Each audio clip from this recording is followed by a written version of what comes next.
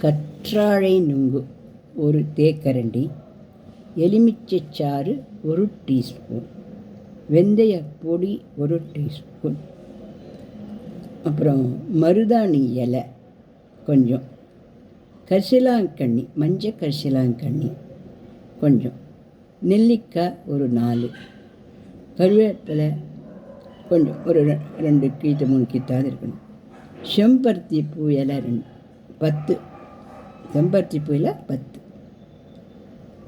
பசும்பால்.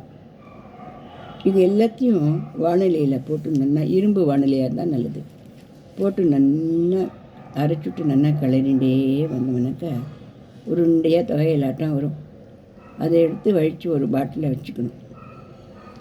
நாம் குளிக்கிறதுக்கு முன்னால், தலைக்கு குளிக்கிறதுக்கு முன்னால் தலையில் இதை பேக் மாதிரியாக போட்டு நல்லா தடவிண்டு 1 மணி நேரம் ஊறணும். ஊறிட்டு அப்புறம் சில்லுன்னு பச்சை தண்ணியில் குளிக்கணும். இப்படி குளிச்சுட்டு வந்தாக்க அந்த இதுகளெல்லாம் அந்த பேக் பண்ணிக்கணும் இல்லையா. அன்றைக்கி வடித்த கஞ்சி இருந்ததுன்னா அதையும் நம்ம என்ன பண்ணலாம், குளிக்கிறதுக்கு முன்னாடி போட்டு தலையில் தேய்ச்சின்னு குளிக்கலாம். இன்னும் குளிர்ச்சியாக நல்லா இதமாக இருக்கும்.